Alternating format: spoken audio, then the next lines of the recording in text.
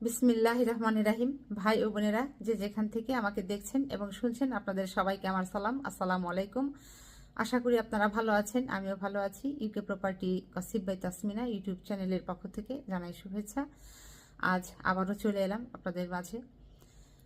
তো এখন যে বিষয়টি নিয়ে কথা বলতে আসলাম সেটা হলো যে একটু আগে একটি খবর চোখে পড়লো, সেটি পড়লাম।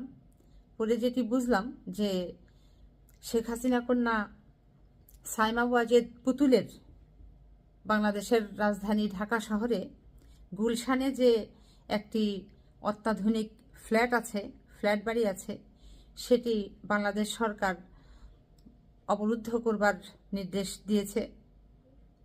তো সেটিকে ঢাকার একটি আদালত অবরুদ্ধ করবার নির্দেশ প্রদান করেছে। তো এই ফ্ল্যাটটি যখন শেখ হাসিনা কন্যা সাইমা ওয়াজেদ পুতুলের নামে রেজিস্ট্রি হয়েছিল, তখন এটির মূল্য দেখানো হয়েছিল ৫৭ লক্ষ টাকা। তো শেখ হাসিনা কন্যা পুতুল যেহেতু বেশ কয়েকটি মামলার আসামি, তার নামে গ্রেপ্তারি পরোয়ানা জারি হয়েছে এবং তিনি আদালতে নির্দিষ্ট সময়ের মধ্যে আত্মসমর্পণ করেনি বিধায়ী তার যে সম্পত্তি যেগুলো আছে, বাড়িঘর, প্রপার্টি, দোকান, হোটেল, আরও যেগুলো যেগুলো বের হবে এক এক করে, এগুলোকে সরকার অবরুদ্ধ করবার এখন প্রচেষ্টা চালাচ্ছে কোর্টের নির্দেশ পেয়ে। এই হচ্ছে একটি। আর দুই হলো, এই শেখ হাসিনা কন্যা সাইমা ওয়াজেদ পুতুলের যে একটি এনজিও ছিল, আপনারা জানেন, সূচনা ফাউন্ডেশন। এই সূচনা ফাউন্ডেশনের নামে তিনি এই গত 15-16 বছর বাংলাদেশে যে কয়টা বাজেট ঘোষণা করা হয়েছে, প্রত্যেকটি বাজেট থেকেই কোটি কোটি অর্থ তিনি বরাদ্দ নিয়েছেন। প্রতিবন্ধীদের সুযোগ সৃষ্টি করে দিবে, লেখাপড়ার সুযোগ সৃষ্টি করে দিবে, তাদের খাদ্য, বাসস্থান, তাদের চিকিৎসা দিবে, ঔষধ দিবে, এই সমস্ত বলে ধুন ফোন করে বিভিন্ন প্রকল্প দেখিয়ে সে অর্থ আত্মসাৎ করে নিয়েছিল। কিন্তু এগুলো বাস্তবে প্রতিবন্ধীদের সেবার নামে ঘোড়ার ডিম, আমি আগেও বলেছি, কিছুই করেনি।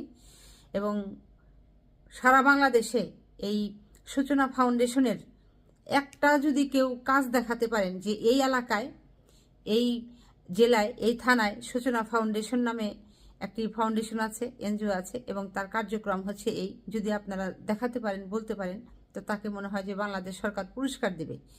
একেবারে মনে করেন যে এইরকম ডাহা মিথ্যা কথা বলে এই শেখ হাসিনা এবং তার মেয়ে পুতুল যে এইভাবে সরকারের টাকাগুলো মেরেছে, এটি মানে কল্পনার অতীত। এগুলো যদি এক এক করে এখন বের না হতো, মানুষ অন্ধকারেই থেকে যেত। এরপরেও কি আওয়ামী লীগ যারা করেন তারা বলবেন যে শেখ হাসিনা এবং তার মেয়ে, তার শেখ পরিবারের সদস্যরা দুর্নীতিগ্রস্ত নয়, তারা দুর্নীতিবাজ নয়?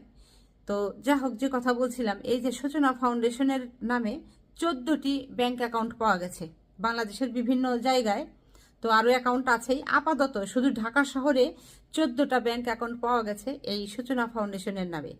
আর যেগুলো এই ব্যাংক অ্যাকাউন্টগুলো যার স্বাক্ষরে পরিচালিত হতো, সেই ব্যক্তি হচ্ছেন এই সাইমা ওয়াজেদ পুতুল।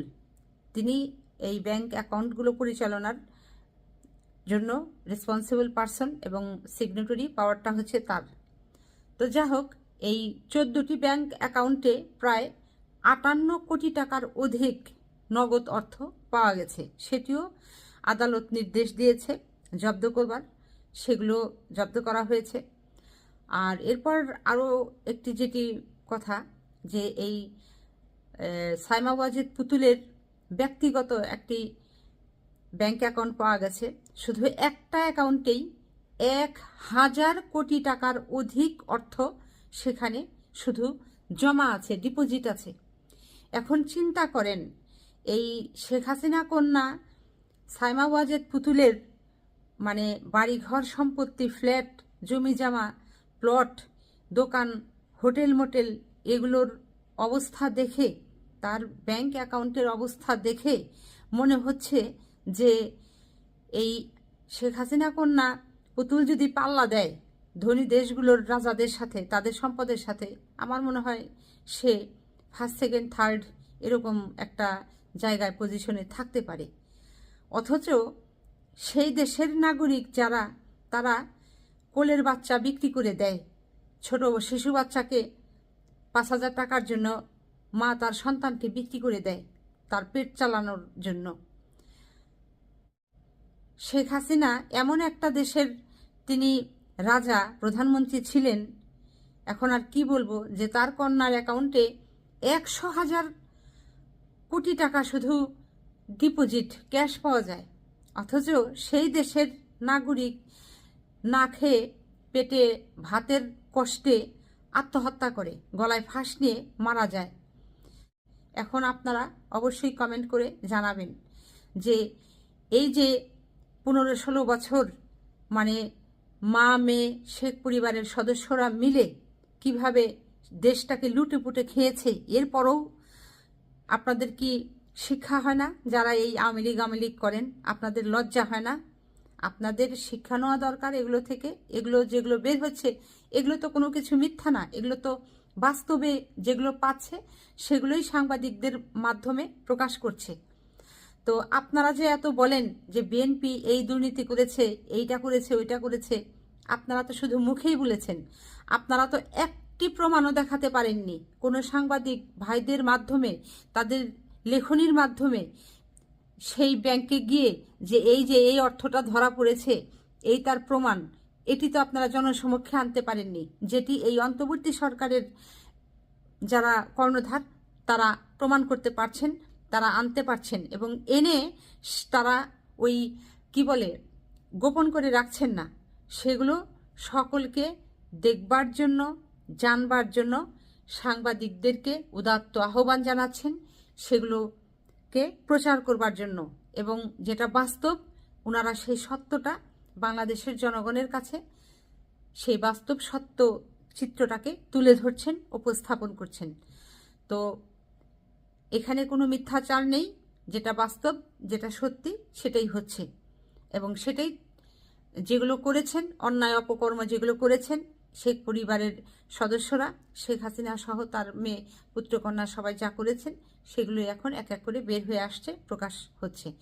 তো সবাই ভালো থাকবেন, সুস্থ থাকবেন, এবং আমার জন্য দোয়া করবেন। আমার এই চ্যানেলটিতে লাইক, কমেন্ট, শেয়ার এবং সাবস্ক্রাইব করবেন। আসসালামু আলাইকুম, আল্লাহ হাফেজ।